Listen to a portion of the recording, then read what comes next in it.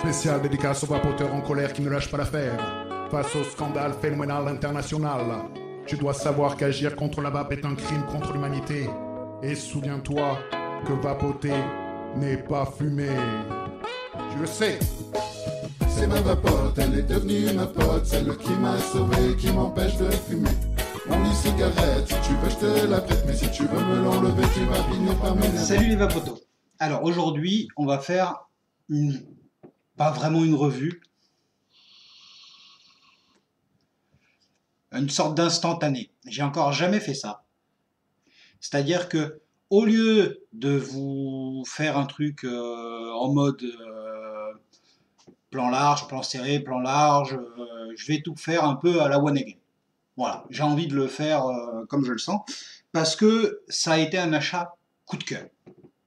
Il n'y en a pas eu beaucoup, mais ça a été en ça un achat coup de cœur, c'est-à-dire que depuis que j'ai commencé la vape, je cherchais une e-pipe qui me convienne et à un prix abordable.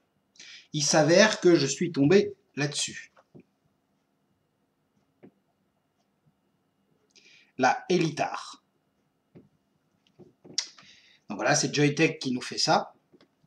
Dans la boîte, on trouve évidemment la e-pipe avec le cléromiseur, qui est rien d'autre qu'un Cubis avec des défauts, mais on y reviendra. Un petit machin. Un câble pour charger, encore qu'on vous conseille de le faire sur un chargeur externe, c'est une évidence. Une résistance qui n'est plus là, évidemment, vu que c'est un achat coup de cœur, je l'ai mis directement en fonction. Une résistance à 1,5 ohm pour une vape pépère, parce que pour moi la e-pipe c'est ça. Au pire, vous avez une autre résistance qui elle est en 0,5 ohm, qui elle est plutôt axée vape direct. Dedans, il y a le mode d'emploi, c'est du classique. La façon de remplir, voilà, un petit warning, et puis le système de remplissage. Ne pas utiliser de mauvaises batteries. Et un autre manuel. Voilà. Qui, somme toute, les manuels dans ce cas-là sont pas tellement utiles étant donné que elle est assez simple d'utilisation. Hein, voilà. Ce qui est un plus. Alors, il le livre avec un drip tip comme ça, qui je trouve va pas avec le style de la pipe.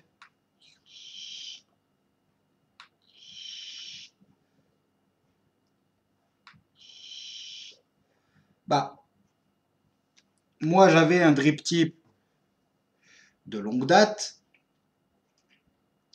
d'une vieille pipe parce que j'avais trouvé une pipe méca mais qui me convenait pas à 100%. Donc qui fait un style un peu plus sympa et qui me redonne ce petit plaisir que j'avais en bouquinant ou en regardant la télé de fumer la pipe. J'ai mis dedans d'ailleurs un tabac. Donc voilà. Pour parler du mode en lui-même, alors, que du classique et rien de plus simple. Alors déjà, l'affichage est plutôt sympa. Donc là, vous ne le verrez pas forcément. Je vais vous le décrire parce que mon focus, je ne suis pas riche, loin de là.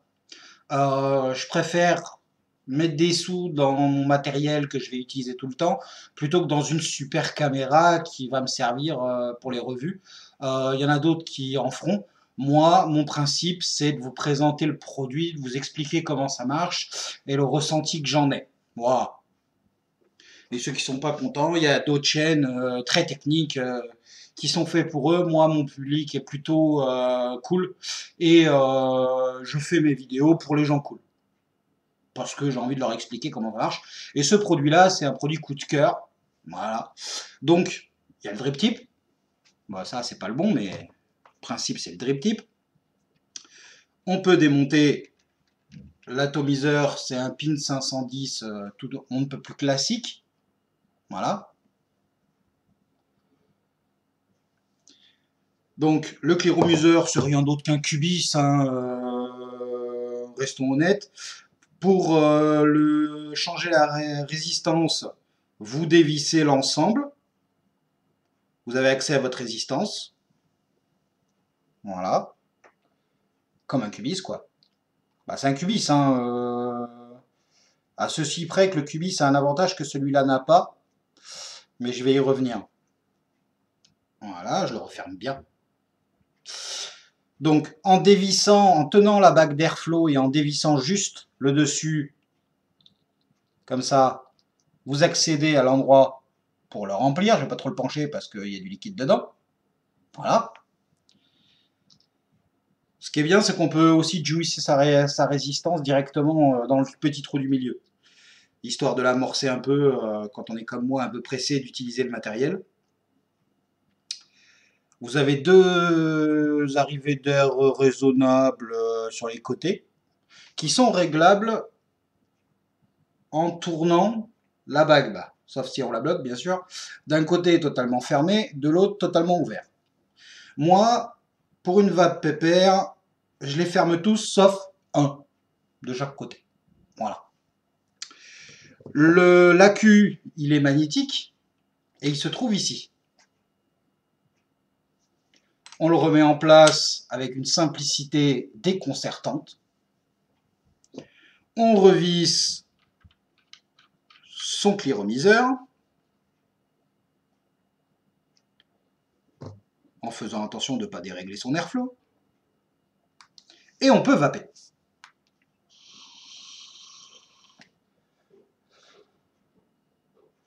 Si je veux vaper en totalement ouvert, ça risque de me faire mal au poumon parce que il est quand même haut en nicotine, le mien, de tabac. Étant donné que c'est plus pour le matin, tranquille, voilà.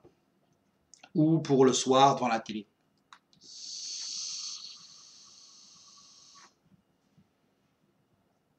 Ça peut faire de la vapeur, hein, pas de problème. Mais moi je l'aime en vape pépère.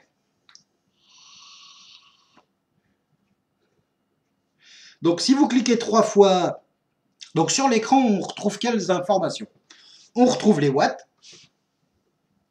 en haut, l'indication de batterie, là, en dessous votre mode, c'est-à-dire si vous êtes en volt, en wattage variable, en contrôle de température, parce qu'il fait le contrôle de température, et moi j'ai mis le nombre de puffs, parce que il y avait les ampères de base, quand vous switchez, vous avez les ampères qui s'affichent en direct, et quand vous relâchez, les ampères ils y sont plus.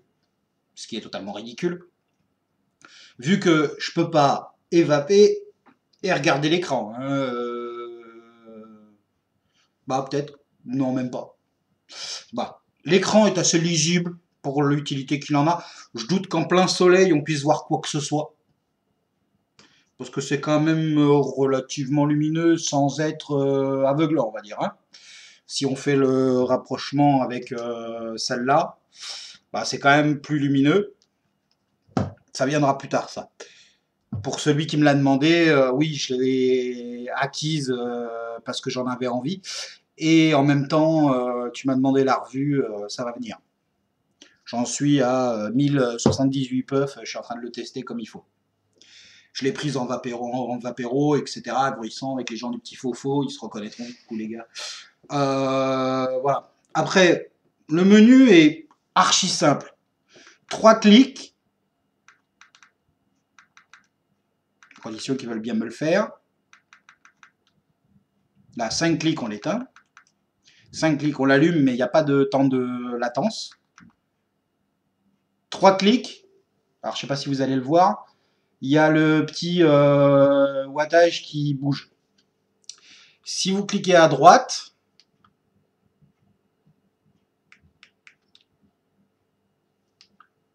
vous passez dans un autre mode. Contrôle de température, encore un contrôle de température, et on revient en watts. Pas plus simple, pas plus dur. Si vous cliquez à gauche, vous arrivez sur le petit onglet en bas, qui clignote. Et c'est là où vous allez avoir le choix, en appuyant à droite, entre le nombre de secondes de vape, les ampères ou les puffs. Moi j'ai choisi les puffs. Et le menu est terminé.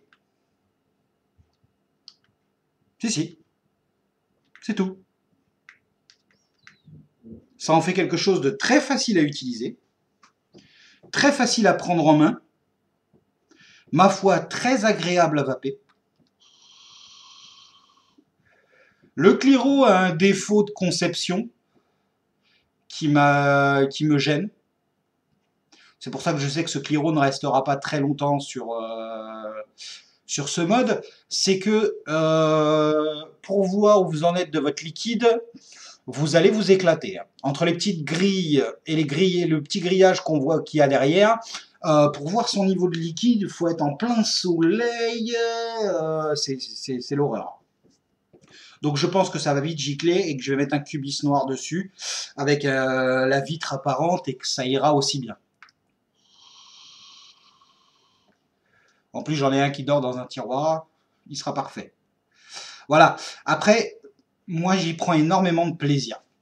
Je prends énormément de plaisir à vaper avec ce truc parce que voilà, j'aime la pipe. Bah, et tous les mauvais jeux de mots qu'on peut faire avec ça. J'aime fumer la pipe. À la base, j'adorais fumer la pipe. Je fumais la pipe très régulièrement et ça me manquait énormément. Seulement, toutes les pipes que je voyais étaient aux alentours des 100 €. Et moi, 100 €, c'est pas possible. Je suis tombé sur une vente flash de ce truc-là sur Gearbest, où je l'ai payé un peu moins de 40 €. Voilà. Franchement, j'adore. Mais je le rappelle, c'est un achat coup de cœur. Alors la prise en main, il y a deux solutions. Soit vous la prenez comme ça, ce qui serait complètement différent de la pipe, vu que on met rarement son doigt juste au-dessus du foyer, là où ça brûle. Et ça, l'index tombe pile poil dessus. Soit vous le prenez comme vous prendriez une pipe, c'est-à-dire comme ça, en laissant le foyer libre pour pas se cramer les doigts.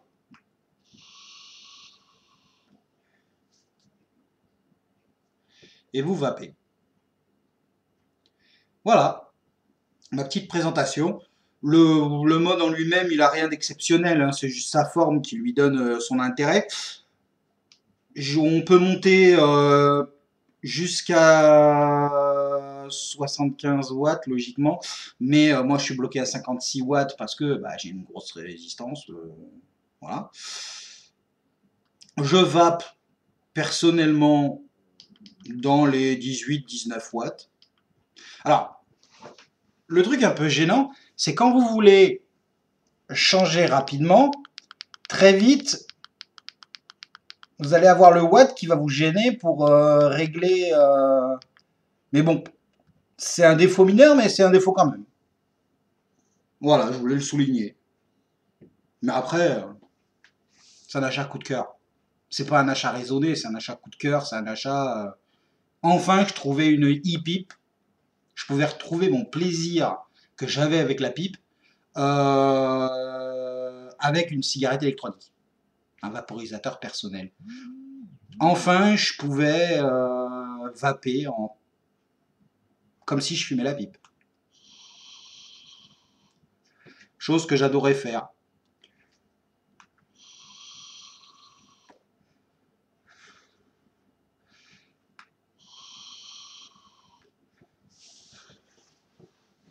Je retrouve ce plaisir.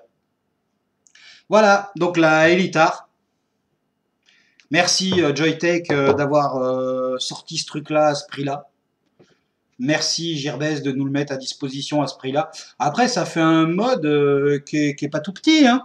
Si je le compare avec, tiens, la Releu 2 tiers. Donc vous verrez la taille de la Releu, hein. Tout le monde connaît la Releu maintenant. On a au moins vu une. Le mode, il est un peu plus long qu'une Releu. Bien évidemment, beaucoup moins encombrant. C'est une évidence. Mais voilà, c'est pas un truc que vous mettrez dans la poche. C'est un truc pour la maison, tranquille. Mais ça a le mérite d'exister.